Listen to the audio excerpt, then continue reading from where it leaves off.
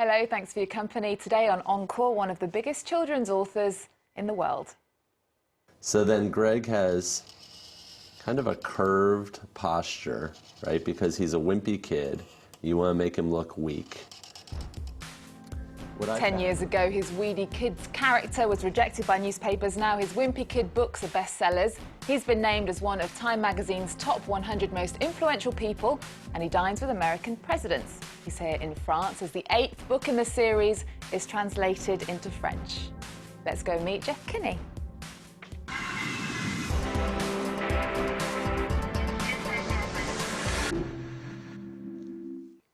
Hello, Jeff. Welcome to the show. Hi, I'm excited to be here. I'm glad you're here. Now, you've been all over the world with these books, but it's the first time here in France. What do you make of it? I love it. You know, I studied French for 8 years in secondary school, I guess you would say here.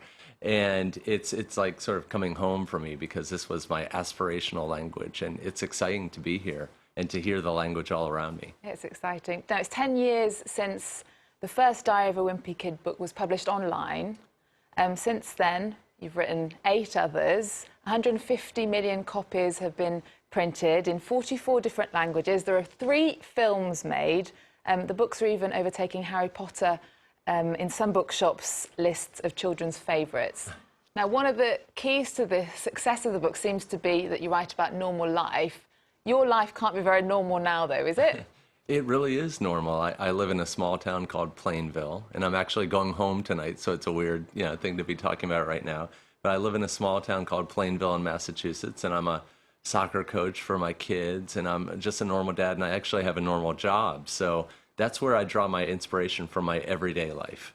And the books describe the everyday trials and tribulations of Greg Heffley, a 12-year-old who's struggling to fit in both at school and at home. Here's a taster of the 9th book, which is out now in English.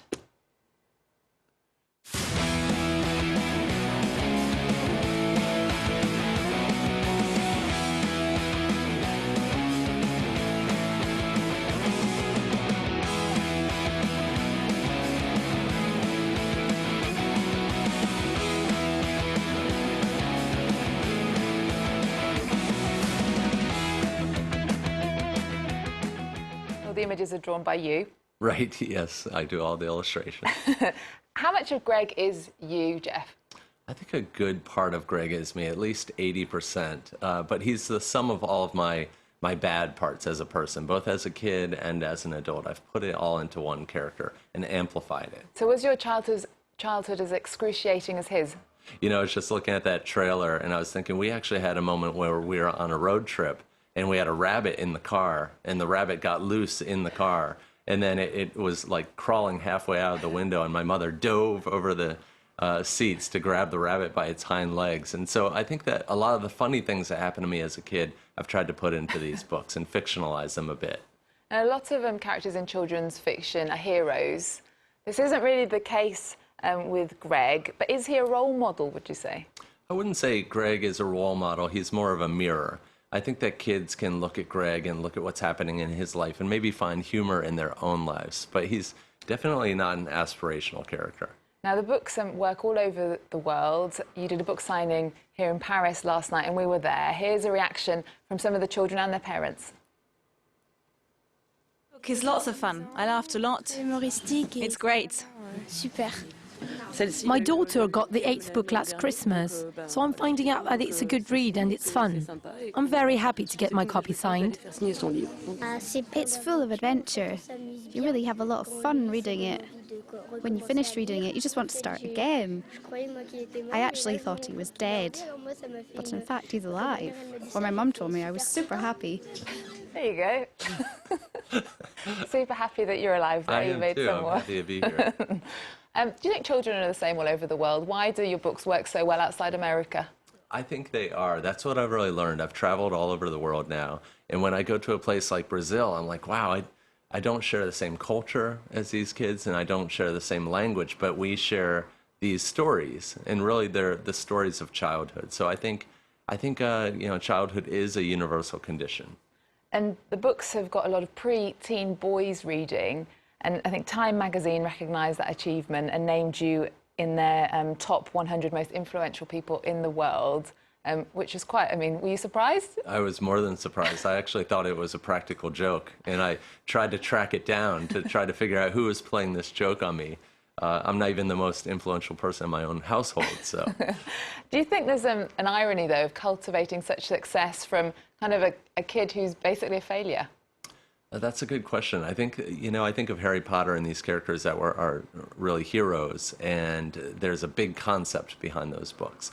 And my concept is very small. It's just about an ordinary kid. So I think that kids understand when they look at Greg on the cover of my books that he's powerless. And I think a lot of kids know what it's like to be intellectually strong, but powerless in their environment and over control over their own lives. And you're a dad. Do your children read the books, and do they give you feedback about them? My kids do read my books, and I had a really special moment with the latest book that I wrote. I got to lay in bed with them, and they're 9 and 12 boys, and I realized that as I was reading the book to them that this might be the last time they're both in that window of wanting to read the book, on their own. So it was a great moment for me as a dad, and I really savored it. And when you started reading, who did you read? I actually used to read Judy Blume, who wrote books for girls, really, mostly. She wrote coming-of-age novels that my sister read, and then they were handed down to me. And eventually I discovered fantasy on my own, so I discovered The Hobbit, and that opened up a whole new world, literally. You must have learned a lot from Judy Blume. Hollywood came calling after the first book was published, but you didn't just hand over the rights. You had quite a hands-on role in making the movies. Tell us about that. I did. An author usually doesn't have much to do with the movie when it's made, but I was very fully involved. I was involved in the casting. I helped with the writing. I actually was on set for about half the time for each movie, and I was there through post-production and marketing. So I really had a full experience. It was really great to have that a whole new side of life introduced. And basically, you're a normal guy. You still seem like a normal guy, but you've been doing extraordinary things. In 2009, you spoke to business and political leaders at Davos, the World Economic Forum, sharing the stage with James Cameron. What was that like? That was bizarre. I felt sorry for James Cameron. He was probably like, what am I doing speaking with this guy? Avatar had just come out. I think he actually arrived on a jet from an aircraft carrier in Kuwait or something like that. I felt very privileged to be there. And what did you say? How did you know what to tell these people?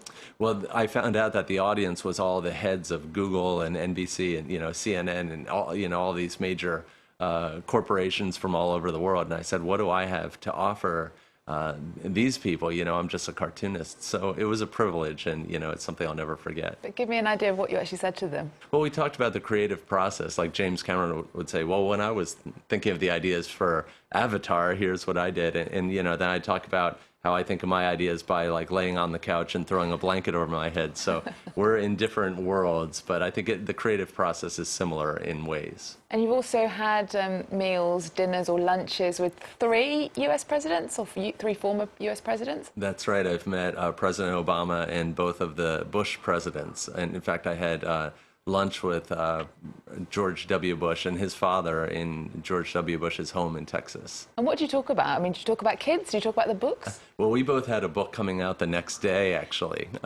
This was when he wrote his biography, or his time in the presidency.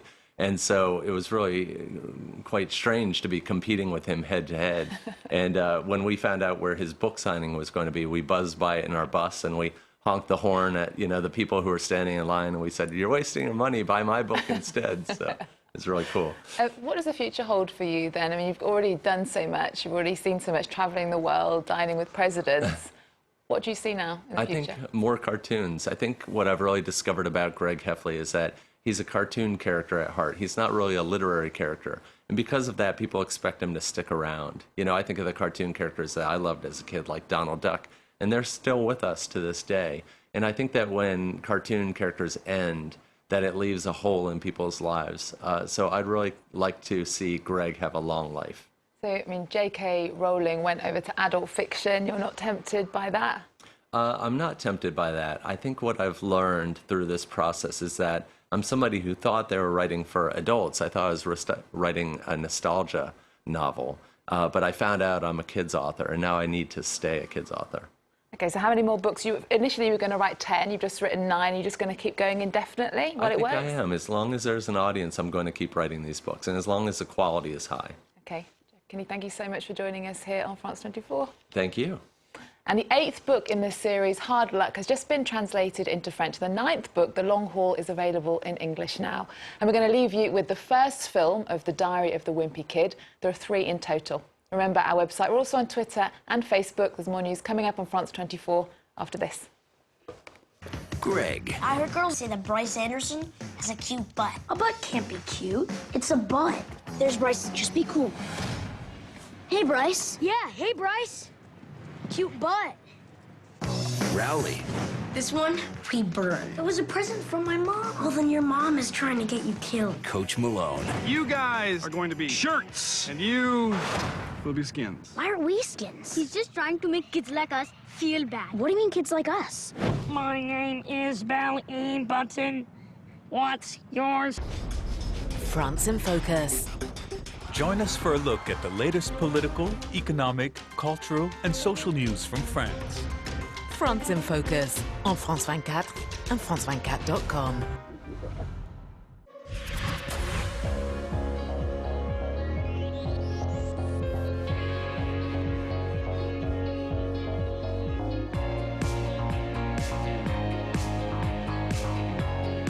France 24, history in the making.